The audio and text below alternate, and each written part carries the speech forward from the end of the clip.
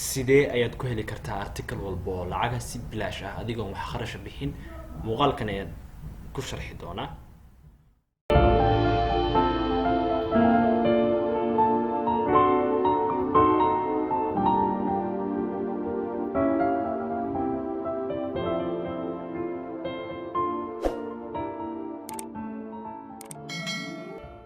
waxaan ka hadli doonaa muddo kooban ama muddo yar kooban waxaan uga hadli doonaa oo video badan aan soo gelin doono casharo isxiga kuwaas oo ku saabsan cilmi baarista aanan cinwaan aan u dul istaagayn balse si guud waxyaalaha ka khaldan ardada ama waxyaalaha ugu muhiimsan oo marka ardada aan isdhahay karno ka khaldan yihiin in loo faa'iideeyana ama la xasuusiyana ay muhiim tahay inay arkaan ayaan uga hadli doonaa channelkani marka waxaad kusoo dhawaataan casharka noo bilow ka hor intaanan samayn stepska aan la marayo intaanan bilaabin ka hor waa inaan isla aragnaa slides yara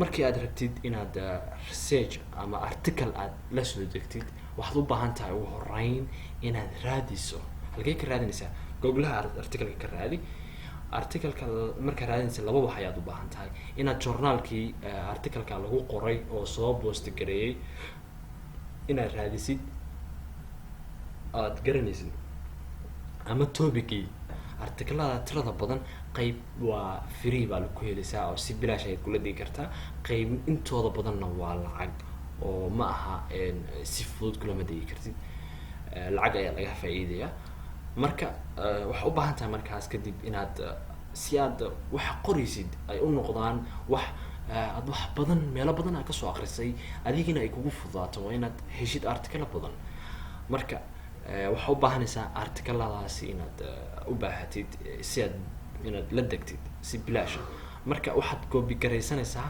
DOI-da articleka DOI-dana waxaa weeye waa digital object identifier waa code loogu talagalay article journalka wuxuu ugu talagalay codeka waa journalka ayaa wuxuu leeyahay article marka uu sharaxayo soo koobay wuxuu leeyahay codekaas oo tilmaamaya articleka saxda ah oo articlekiisii koob caadiga ah oo balaarna ama waxaad copy garaysaa URL-ga oo loo yaqaan uniform resource location waa meesha lagu qoro markaad ka raadinaysid wax internetka oo aad site-ka aad ku qortid muxuu ahaa www.com website-yada markaad raadinaysid meesha kore aad wax ku qortid baa ayaa la dhahaa URL kaas aad copy-sanaysaa oo article-ka ah oo waxa loo jeedaa journalka ah kadib markaa kadib waxaad baahanaysaa inaad tagto site kale oo aan ku tilmaami doono oo ah love science hub ayaad googlaha ka raadinaysaa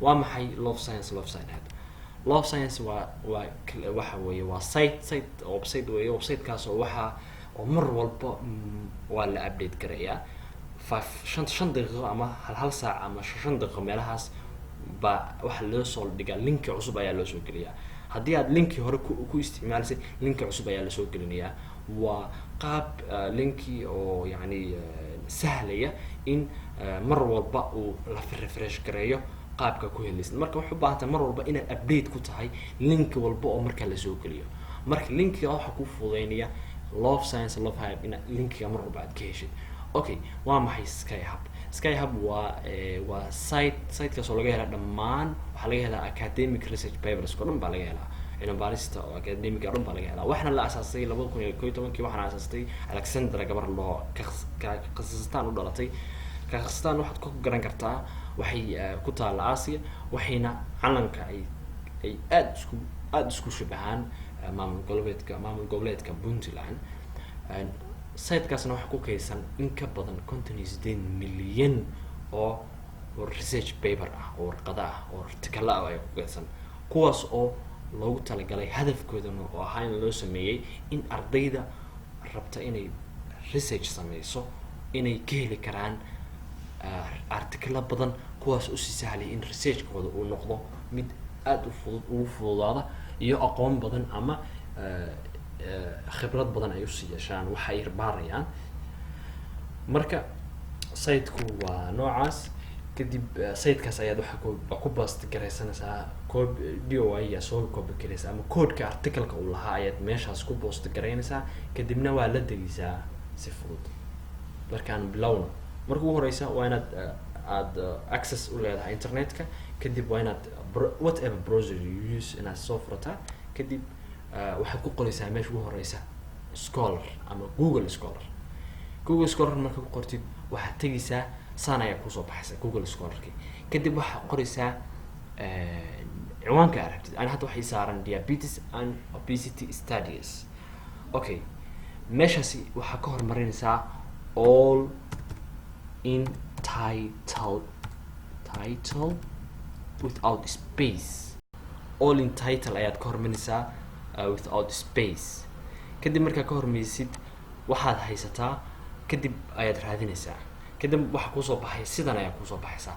waxaa kusoo baxay artikalo badan. artikaladaas oo badan waxay waa artikalo aad u badan oo ku saabsan labada ciwaan ah meesha ku qoray diabetic and obesity. labada ciwaan oo ku qoray ayaa artikalo badan oo la xiriira ayaa soo baxaya. kadib artikalka raba ayaa ku dhufanaya.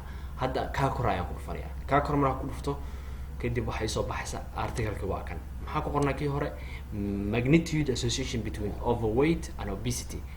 then waa ku dhufto waxay soo baxday magnitude of association between overweight and obesity and the risk of diabetes, meta-analysis of prospective cohort study. kadib yaa soo boostigareeyay, waxaa soo boostigareeyay science directed journal dhahay soo dhigay. then maxaa u baahantay? wuxuu ku leeyahay halkan register buu ku leeyahay, register garee, isdiiwaangeli. isdiiwaangelinta kadib ayaad wixii markaa lacag bixisay ayaad articalkii oo saxda ah oo dhammaystiran ay helisaa. balse anaa waxaan ku siinayaa si free ah articalka inaad ula tagtid. waxaa u baahantay inaad samaysid DOI where DOI wuxuu saaran yahay meeshaan ugu horeysa ayuu saaran yahay, waa tan DOI organization. okay, DOI-dan copy garaysanayaa. maxaan copy garaynayaa? inta DOI-da ka horeysa, DOI-da wixii ka dambeeya oo ka bilowda nambarada wixii ka biloobmaya copy garaynayaa. maxaan dhahayaa? copy markaan dhaho xageen tegayaa? waxaan tegayaa, waxaan soo kicinayaa halkaan waxaan ku qorayaa, waxaan qorayaa love science hub sitekaasaan qorayaa. kadib waa ku dhufanayaa, waxaa isoo baxaya sidan ayaa isoo baxaysa.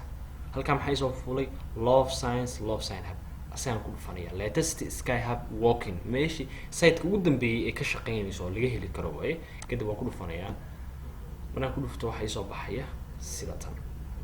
okay, hadda marka waxaa weeye inaan fiirino way. halkan maxaa yaala? waxaa yaala ilaa 5 linki baa yaala. 5taan linki waxaa ka heli kartaa sky hubkii saxda baa ka heli kartaa. hadda ma joogno meeshan linkiyada kaliya ayaa lagu soo ururiyay, waayo waxaan linki ugu isbedelaa. okay, ka ugu sarreeya qaadanaya, midka ugu dambeeyo macnaha linki ugu dambeeya laga heli karo. waxaan dhahayaa oo ku dhufanaya linki ugu dambeeya. marka ku dhufto maxay soo baxaya? waa tan. qaab sidan ayay u eg tahay sky hub. then maxaa meesha ku boost garaynayaa?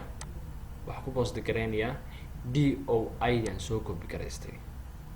DOI-dan tegayaa oo soo copy garaynayaa. then waxaa imaanayaa sky hubki, meesha ayaan ku boost garaynayaa. then open ayaan dhahayaa.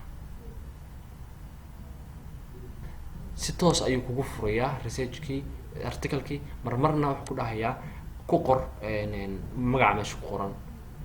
then maxaa marka ku qortay then meeshaasaa ku dhufanaysaa enter baa dhahaysaa. then articalkii hore uu kaa geeyay, and then isku fiiri articalkan iyo articalkan ma isku mid ba? yes, waa isku mid. okay, then fiiriya marka kii ugu horreysay markuu website-ka yaalay, markuu yaalay journalka yaalay. fiiri maxaa intee ka arki karaa? waxba ma arkin, abstract kaliya ka arkay, information kooban yahay. halkana maxaan ka hayaa? waxaan ka hayaa ilaa gudaha articalkii oo dhammaystiran baa hayaa, methodskii, resultigii, qaabka loo qaaday, wixii dhan waa hayaa. taa resource referencega waa hayaa. maxaa sameynayaa? simply waa la dejisanayaa, download baan dhahayaa. then download garayso, saas ayuu kugu degayaa researchkii. then open haddaan dhaho gudaha ayuu i galay already. waa haystaa researchkii articalkii ayaan loo jeedaa. qaabkaas ayaad ku heli kartaa articleka si free ah. haddii aad muuqaalkan aad ka heshay fadlan like saar si asxaab badan uu gaaro, sharena u dheh cid walba oo meel walba ku share gareyn kartid. sidoo kale subscribe channelka dheh si aad ula socotid muuqaalada dambe oo cilmi baarista ku saabsan oo aan soo gelin doono. sidoo kale commentiga waxaa noogu soo qortaa wixii aad is leedahay ciwaanaha ama casharo muhiim ah oo aad is leedahay waa muhiim in laga hadlo, aad is leedahayna bal hoos commentiga noogu soo reeb si aan u ogaano meesha ugu badan oo caqabado ka